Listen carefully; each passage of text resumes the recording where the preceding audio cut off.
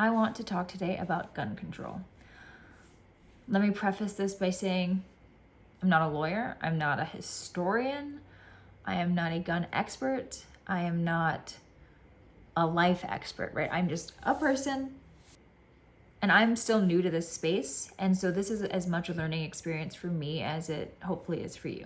So with that said, I will say that I wrote it kind of like a paper, and I wanted to get all of my thoughts out in a way that seemed succinct but also helpful, and so I will be reading it off of a teleprompter, so I might not be focused here a lot.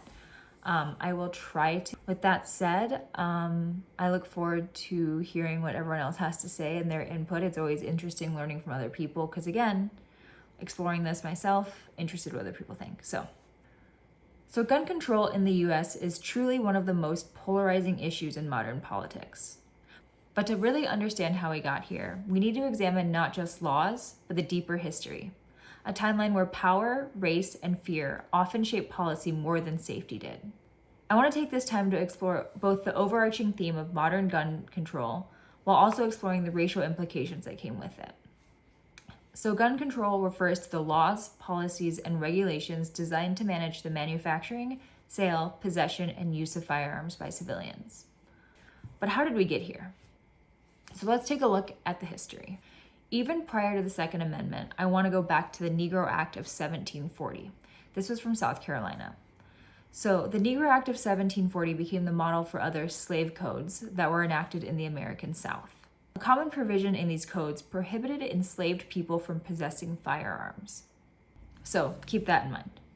Then, in 1791, the Second Amendment was ratified. It read, "A well-regulated militia, being necessary to the security of a free state, the right of the people to keep and bear arms shall not be infringed." At the time, it was largely interpreted as a collective right tied to state militias, especially in an era without a freestanding army. While the concept dates much earlier, this was a significant federal declaration. But bear in mind, slavery was still legal during this time, and therefore, while the Constitution and Bill of Rights were written for Americans, I think it's safe to say they were written largely for white people.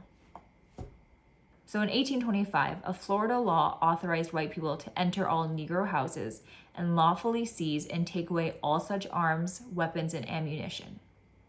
In Dred Scott versus Sanford, which effectively declared that enslaved people were not U.S. citizens and could not sue in federal court, Chief Justice Roger Taney, or Taney, I don't know how it's pronounced, argued that one reason Black people could not be citizens under the Constitution was that it would give to persons of the Negro race the right to keep and carry arms wherever they went. So slavery was abolished in 1865, just as the Civil War was ending. But that wasn't the end of discrimination, right? So the Black Codes were discriminatory laws enacted by Southern states after the Civil War, primarily in 1865 and 1866. They were designed to restrict the civil and economic rights of newly freed African Americans. They often included provisions restricting Black gun ownership, which was a direct continuation of those earlier slave codes that prohibited enslaved people from owning firearms. So these laws, like the Black Codes of Mississippi and South Carolina, were designed to maintain white supremacy and limit Black autonomy by disarming them, thus ensuring their dependence and vulnerability. These codes were later repealed in 1866 when Reconstruction began. So in 1868, the 14th Amendment passed. It aimed to ensure equal rights for freed men, including the right to bear arms. However, white-dominated legislatures and police forces resisted. They criminalized Black gun ownership and allowed mobs like the KKK to intimidate unarmed Black communities. The Freedmen's Bureau documented dozens of cases where Black citizens were denied gun ownership or even disarmed by force. After the failure of Reconstruction in 1877 and the removal of Black men from political offices, Southern states again enacted a series of laws intended to circumscribe the lives of African Americans. Pig laws unfairly penalized poor African Americans for crimes such as stealing a farm animal, and vagrancy statutes made it a crime to be unemployed. Many misdemeanors or trivial offenses were treated as felonies. So in 1934, the National Firearms Act came into play. It was prompted by gangland violence. It was created to regulate machine guns, short-barreled rifles, shotguns, and suppressors. It required federal registration, imposed a $200 tax, or we know as a tax stamp now, which is equivalent to like $4,000 today, and it aimed to reduce access to military-style weapons. Still active today, it requires registration of these firearms with the ATF. The NFA's original purpose was to discourage or eliminate transactions in these firearms, which were seen as a significant crime problem, especially in the gangland crimes. In 1967, with the Black Panthers and the Mulford Act. So the Black Panthers would hold what they called cop-watching patrols. They publicly displayed loaded weapons while monitoring police activity in their communities. This drew considerable attention and criticism. This practice, combined with the party's political activism and outspoken rhetoric, led to the introduction of the Mulford Act. The bill was designed to restrict the carrying of loaded firearms in public. On May 2, 1967, a group of Black Panther members, armed with rifles and shotguns, marched to the legislature in California. They wanted to protest an earlier version of the Mulford Act. This protest, which included the reading of Executive Mandate No. 1, gained significant national attention and only further fueled the debate around gun control.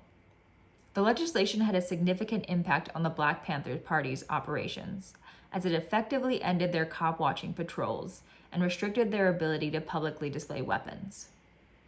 Following the assassinations of JFK, MLK Jr., and RFK, the 1968 Gun Control Act was adopted. This act significantly expanded federal regulations of firearms and the firearms industry. The GCA banned interstate sale of firearms.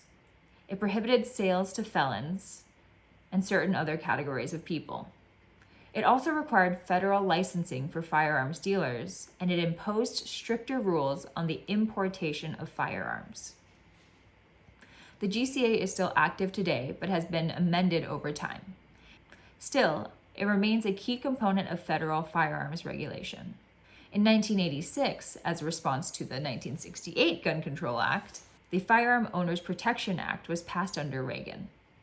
It was intended to protect the rights of law-abiding gun owners while also addressing concerns about the ease with which firearms, especially machine guns, could be obtained. In 1993, there was an assassination attempt on Reagan. While Reagan survived, his press secretary, James Brady, was wounded and permanently disabled from the attempt. Named after him, the Brady Handgun Violence Prevention Act, also known as the Brady Bill, mandated background checks for firearm purchases. It also required all federal firearms licensees to conduct background checks on prospective firearm purchasers through the National Instant Criminal Background Check System. Then, in 1994, under Clinton, the federal assault weapons ban was passed. It prohibited the manufacture, sale, and possession of certain military-style semi-automatic firearms and high-capacity magazines.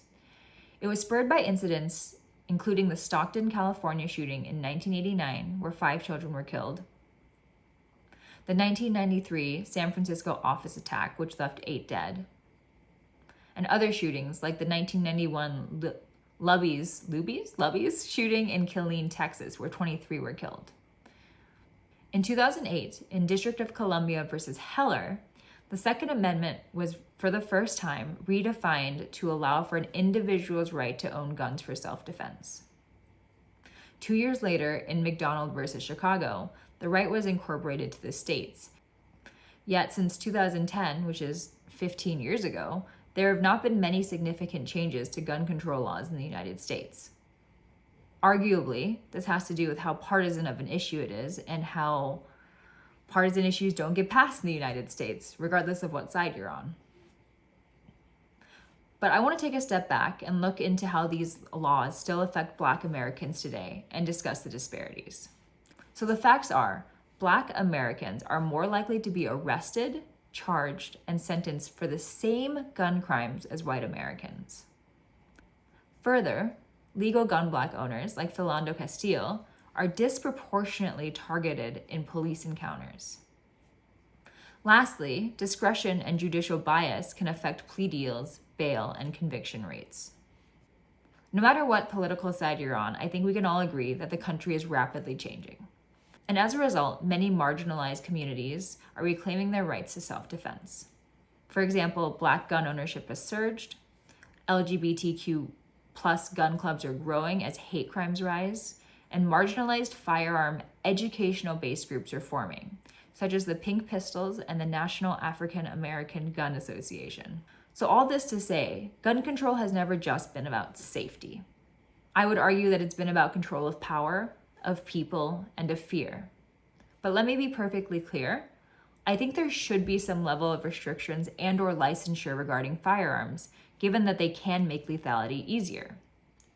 The debate remains fierce, and it will probably indefinitely. But ultimately, I genuinely believe that violence involving guns is not entirely solvable by the reduction of firearms. I think there is a huge component of mental health issues that come from a long line of issues with American healthcare that need to be discussed. If you're interested in that, wait for my next video coming out at an undetermined time. I hope that this information was informative and made you more aware of how the gun control laws of America came to be, what they are now, and how arguably a lot of them are rooted in racism.